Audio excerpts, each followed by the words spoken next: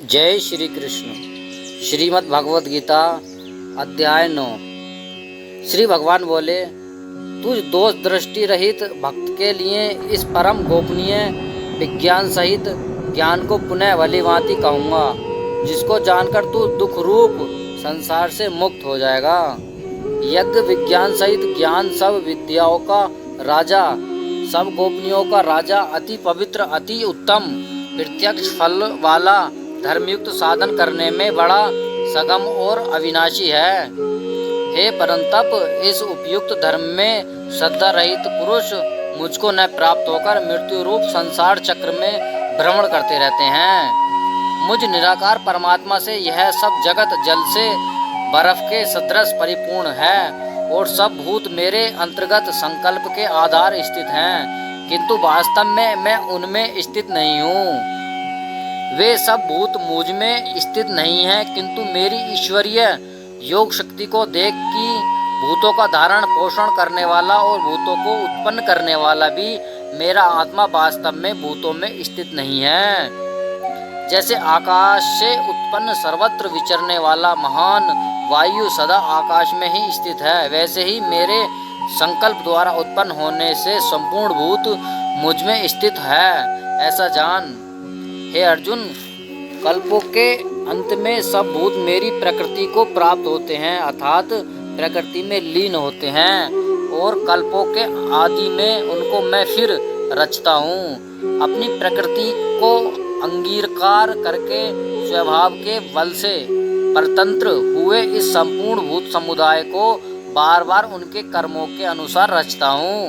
हे अर्जुन, उन कर्मों में आसक्ति रहित और उदासीन के सदृश स्थित मुझ परमात्मा को वे कर्म नहीं मानते। हे अर्जुन, मुझ अधिकाष्टा के सकाशते प्रकृति चराचर सहित सर्वत्र जगत को रचती है, और इस हेतु से ही इस संसार चक्र घूम रहा है। मेरे परम भाव को न जानने वाले मूल लोग मनुष्य का शरीर धारण करने वाले मुझ संपूर्ण भूतों के महान ईश्वर को तुच्छ समझते हैं, अर्थात अपनी योग माया से संसार को उद्धार के लिए मनुष्य रूप में विचरते हुए मुझ परमेश्वर को साधारण मनुष्य मानते हैं। वे व्यर्थ आशा, व्यर्थ कर्म और व्यर्थ ज्ञान वाले विक्षिप्त चित्त अज्ञानी जन राक्षसी, आसुरी और मोहिनी प्रकृति को ही धारण किए रहते हैं।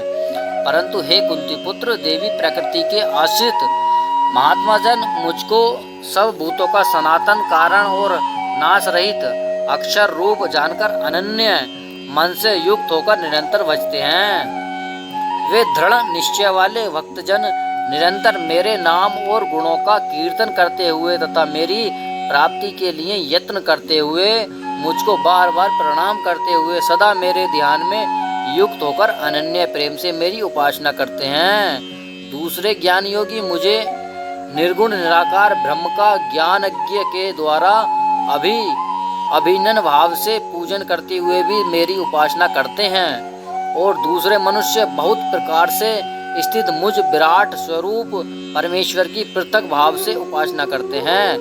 क्रतु मैं हूँ, यज्ञ मैं हूँ, सदा मैं हूँ, औषधि मैं हूँ, मंत्र मैं हूँ, घृत मैं हूँ, अग्नि मैं हूँ, और हवन रूप क्रिया भी मैं ही हूँ। इस संपूर्ण जगत का दाता अर्थात धारण करने वाला एवं कर्मों के फल को देने वाला पिता, माता, पितामह, जानने योग्य पवित्र ओंकार तथा ऋग्वेद, सामवेद, यजुर्वेद भी मैं ही हूँ। प्रातः होने योग्य परम धाम भरण पोषण करने वाला सबका स्वामी, सुबह सुबह का देखने वाला सबका वास स्थान, शरण लेने योग्य प्रत्युपकार न चाहकर हित करने वाला सबकी उत्पत्ति, प्रलय का हेतु, स्थिति का आधार, निदान और अविनाशी कारण भी मैं ही हूँ। मैं ही सूर्य से तपता हूँ, वर्षा का आकर्षक करता हूँ और उसे बरसाता हूँ। हे अर्जुन, मैं ही अमृत और मृत्यु हूँ, और सत असत भी मैं ही हूँ। तीनों वेदों में विधान किए हुए सकारात्मक कर्मों को करने वाले, सोम रस को पीने वाले, पाप रहित पुरुष मुझको यज्ञों के द्वारा पूजकर स्वर्ग की प्राप्ति चाहते हैं। वे पुरुष अपने पुण्य के फल रूप स्वर्गलोक को प्राप्त होकर स्वर्ग में दिव्य देवताओं को भोगों को भोगते हैं। वे उस विशाल स्वर्गलोक को भोगकर पुण्य क्षीण होने पर मृत्युलोक को प्राप्त होते हैं। इस प्रकार स्वर्गलोक के साधन रूप तीनों वेदों में कहे हुए सकाम कर्म का आश्रय लेने वाले और भोगों की कामना वाले पुरुष बार बार आगा भगवान को प्राप्त होते हैं, अर्थात पुण्य के प्रभाव से स्वर्ग में जाते हैं और पुण्य क्षीण होने पर मृत्युलोक के कर्मों में आते हैं।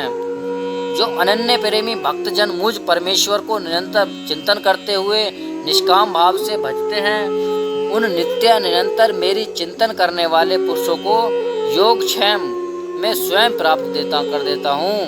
हे अर्जुन, यद्यपि श्रद्धा से युक्त जो सकाम भक्त दूसरे देवताओं को पूजते हैं, वे भी मुझको ही पूजते हैं, किंतु उनका वह पूजन अविधि पूर्वक अर्थात अज्ञान पूर्वक है, क्योंकि संपूर्ण यज्ञों का भोक्ता और स्वामी भी मैं ही हूँ। परंतु वे मुझ परमेश्वर को तत्व से नहीं जानते, इसी से गिरते हैं अर्थात पुनर्जन्म को प्राप्त होते हैं। देवताओं को पूजने वाले देवताओं को प्राप्त हो जाते हैं, पितरों को पूजने वाले पितरों को प्राप्त होते हैं, भूतों को पूजने वाले भूतों को प्राप्त होते हैं, और मेरा पूजन करने वाले भक्त मुझको ही प्राप्त होते हैं। इसलिए मेरे भक्तों का पुनर्जन्म नहीं होता।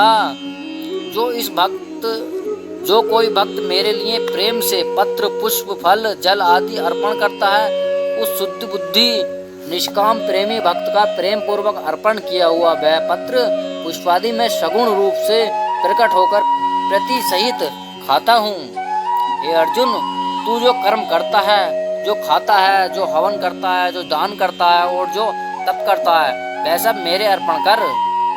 इस प्रकार जिससे समस्त कर्म मुझ भगवान के अर्पण होते हैं, ऐसे संन्यास योग से युक्त चित वाला तू शुभाशुभ फल रूप कर्म बंधन से मुक्त हो जाएगा और उनमें मुक्त होकर मुझको ही प्राप्त हो जाएगा।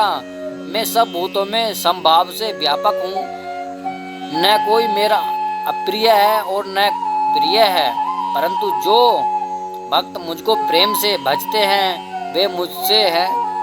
वे मुझ में हैं और मैं भी उनमें प्रत्यक्ष प्रकट हूँ। यदि कोई अतिशय दुराचारी भी अनन्य भाव से मेरा भक्त होकर मुझको भजता है, तो वह साधु ही मानने योग्य है, क्योंकि वह यथार्थ निश्चय वाला है, अर्थात उसने भली भांति निश्चय कर लिया है कि परमेश्वर के भजने समय समान अन्य कुछ नहीं है। वह शीघ्र ही धर्मात्मा हो जाता है और सदा रहने वाली परम शांति को प्राप्त होता है। हे अर्जुन, तू निश्चय पूर्वक सत्य जान कि मेरा भक्त नष्ट नहीं होता। हे अर्जुन, स्त्री वैश्य शूद्र तथा पाप योनि चांडाल आदि जो कोई भी हो, वे भी मेरे शरण होकर परम गति को प्राप्त होते हैं। फिर इसमें तो कहना ही क्या है, जो पुण्यशील ब्राह्मण तथा राजश्री भक्तजन मेरी शरण होकर परम गति को प्राप्त होते हैं। इसलिए तू सुख रहित और क्षण भंगुर इस मनुष्य शरीर प्राप्त होकर निरंतर मेरा ही भजन कर। मुझ में मन वाला हो, मेरा भक्त बन, मेरा पूजन करने वाला हो, मुझको प्रणाम कर। इस प्रकार आत्मा को मुझ में नियुक्त करके मेरी परायण होकर तू मुझको ही प्राप्त हो जाएगा। नवा अध्याय समाप्त होता है।